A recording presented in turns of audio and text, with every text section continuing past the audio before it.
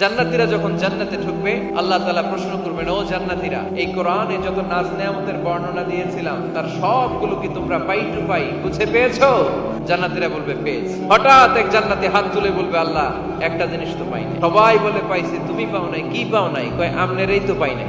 সব দেখলাম, সব খাইলাম, সব দেখলাম, কিন্তু আপনারে তো দেখলাম না।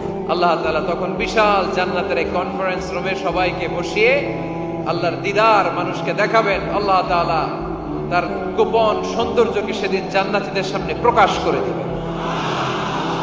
আল্লাহর হাবিব বসবেন ওই কনফারেন্স রুমে সবার সামনে। আল্লাহর হাবিবের পেছনে বসবে অন্যান্য নবীরা।